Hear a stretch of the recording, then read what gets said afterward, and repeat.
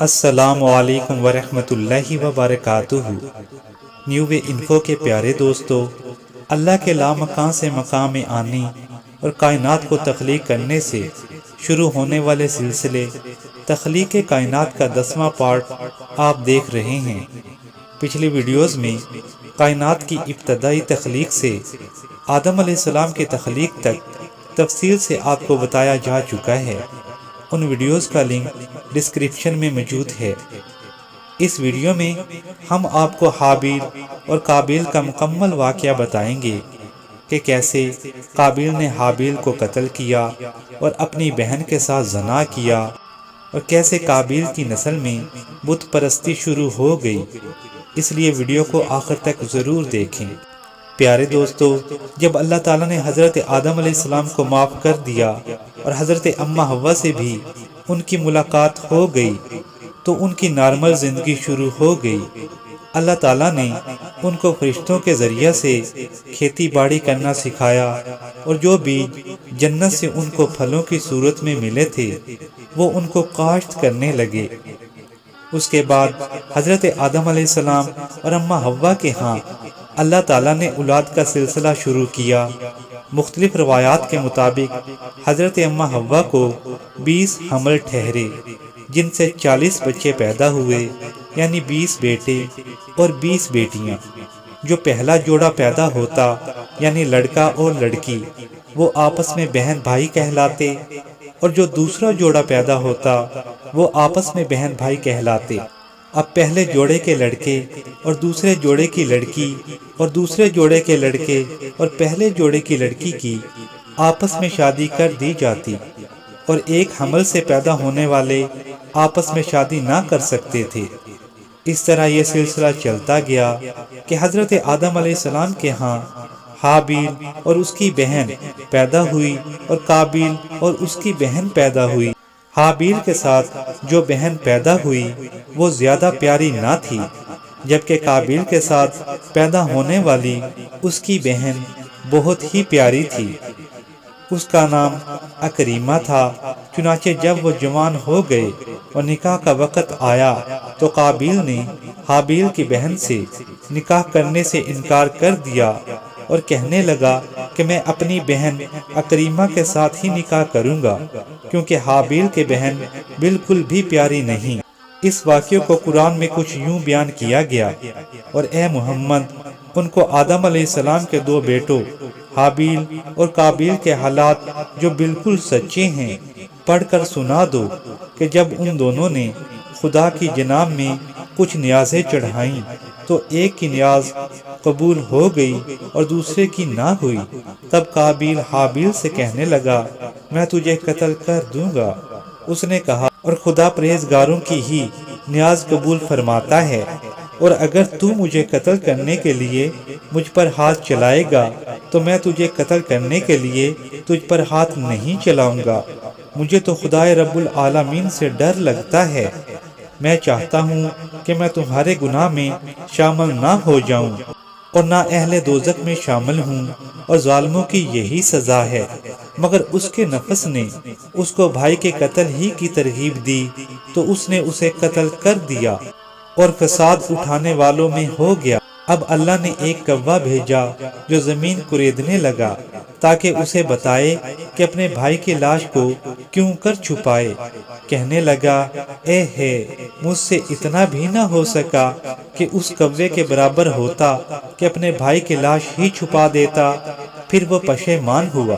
اب ہوا یوں کہ ابن مسعود رضی اللہ تعالی عنہ کی روایت ہے کہ جب قابیل نے انکار کر دیا اور ضد پر اڑ گیا تو آدم علیہ السلام نے کہا کہ دونوں یعنی حابیل اور قابیل اپنی اپنی قربانی اللہ کے ہاں پیش کرو۔ جس کی قربانی قبول ہو گئی اس کی بات مانی جائے گی۔ اس دور میں جو چیز بھی قربانی کے طور پر پیش کرنی ہوتی وہ کسی میدان یا پہاڑ پر رکھ دی جاتی۔ جس کی قبول ہو جاتی اس کی قربانی کو آسمان سے بجلی آتی یا آگ آتی اور وہ جلا دیتی۔ چنانچہ دونوں نے قربانی پیش کی تو حابیل کی قربانی قبول ہو گئی۔ اس پر قابیل اور زیادہ بگڑ گیا۔ حابیل نے اسے سمجھایا بھی کہ قربانی پرہیزگار کی ہی قبول ہوتی ہے، لیکن وہ اپنی ضد پر اڑا رہا اور حابیل کو قتل کرنے کا ارادہ کر لیا۔ اس قصے کے دوران حضرت آدم علیہ السلام قربانی کا ان دونوں بھائیوں کو کہہ کر خود حج پر چلے گئے تھے۔ قابیل نے موقع دیکھ کر حابیل کو ساتھ لیا اور ویرانوں میں چلا گیا، اور پھر ایک مقام پر جا کر اس کے سر میں پتھر مارا، جس سے حابیل قتل ہو گیا۔ جب حابیل کو قابیل نے قتل کر دیا، اب اسے سمجھ نہیں آ رہی تھی کہ کیا کرے۔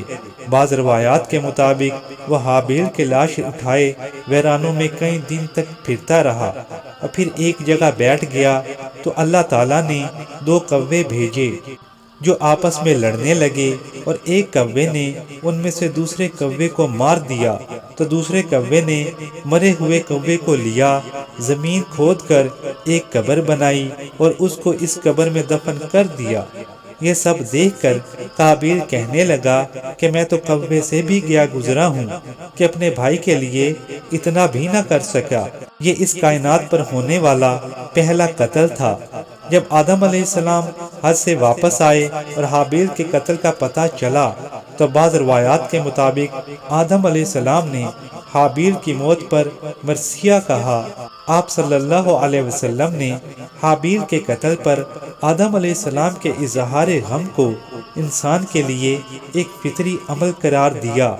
قابیل اس دوران اپنی بہن اکریمہ کو لے کر وہاں سے چلا گیا تھا اور کہیں اور جا کے بس گیا تھا، اور بنا شادی ہی کے اس کے ساتھ رہنے لگا اور اس کی نسل بڑھنے لگی۔ شیطان ہمیشہ سے ہی اس کے ساتھ تھا۔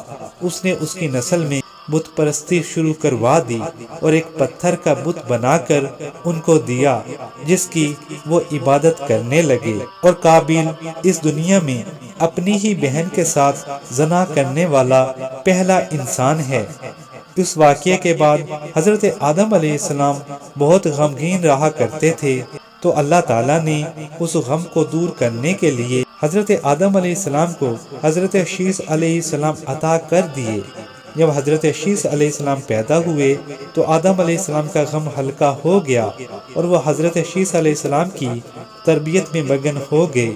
ایک حدیث میں ہے کہ جب حضرت آدم علیہ السلام کی وفات کا وقت قریب آیا، انہوں نے حضرت شیث علیہ السلام کو وصیت کی اور ان کو شب و روز کی ساعتوں اور ان ساعتوں میں عبادات اور آنے والے طوفانوں کے بارے میں تفصیل سے بتایا، اور ساتھ ہی اپنے بیٹوں سے کہا کہ ان کا دل جنت کے پھل کھانے کو کر رہا ہے۔ جب آدم علیہ السلام زمین پر اتارے گئے تھے تو ان کے ساتھ جنت کے مختلف پھل بھی ان کو عطا کیے گئے، جن کے بیج مختلف جگہ پر لگائے گئے۔ جب بیٹوں نے یہ سنا تو وہ پھلوں کی تلاش میں نکلے۔ اتنے میں ایک راستے پر ان کو فرشتے ملے جو حضرت آدم علیہ السلام کے لیے تجہیز و تکفین اور تدفین کے لیے سامان لا رہے تھے۔ فرشتوں نے جب ان سے پوچھا تو انہوں نے کہا کہ وہ جنت کے پھل حضرت آدم علیہ السلام کے لیے لینے جا رہے ہیں، کیونکہ یہ آدم علیہ السلام کی خواہش ہے۔ تو فرشتوں نے ان سے کہا کہ آپ کے والد تو وفات پا چکے ہیں۔ فرشتے ان کے ساتھ گھر آئے اور حضرت آدم علیہ السلام کو غسل دیا، کفن دیا، قبر کھودی، اس میں دفن کر کے فاتحہ پڑھی، اور آدم علیہ السلام کے بیٹوں سے کہا کہ یہی تمہاری اور باقی تمام بنی آدم کے لیے آج سے سنت ہوگی، یعنی جو بھی انسان فوت ہوگا اسے اسی طرح دفن کیا جائے گا۔ آپ صلی اللہ علیہ وسلم نے فرمایا کہ فرشتوں نے آدم علیہ السلام کے جنازے پر 4 تکبیریں بھی کہی تھیں۔ دوستو، آدم علیہ السلام اس کائنات کے پہلے نبی تھے۔ حضرت آدم علیہ السلام کی عمر میں اختلاف پایا جاتا ہے۔ لوح محفوظ میں حضرت آدم علیہ السلام کی عمر 1000 سال ہے، اور حضرت آدم علیہ السلام کی وفات پر ساری مخلوق خدا 7 دن تک روتی رہی، اور حضرت آدم علیہ السلام کی وفات کے 1 سال بعد حضرت اماں حوا بھی وفات پا گئیں۔ حضرت آدم علیہ السلام کی قبر کے حوالے سے بھی اختلاف پایا جاتا ہے۔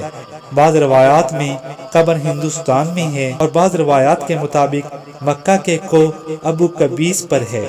بعض روایات میں آتا ہے کہ ان کا سر مسجد ابراہیم اور پاؤں صخرہ بیت المقدس تک پھیلے ہوئے ہیں، واللہ عالم۔ پیارے دوستو، اگلی ویڈیو میں ہم آپ کو حضرت شیس علیہ السلام کا مکمل واقعہ بتائیں گے کہ حضرت شیس علیہ السلام کے لیے جنت سے حور کیوں اتاری گئی، اور بہت ہی دلچسپ اور نایاب معلومات۔ اس لیے چینل کو فوراً سبسکرائب کر لیں تاکہ ہر آنے والی نئی ویڈیو آپ کو فوراً مل سکے۔ آپ کو یہ ویڈیو کیسی لگی ہمیں کمنٹس میں ضرور بتائیں۔ اس ویڈیو کو لائک کریں اور شیئر کریں۔ جزاک اللہ خیرہ۔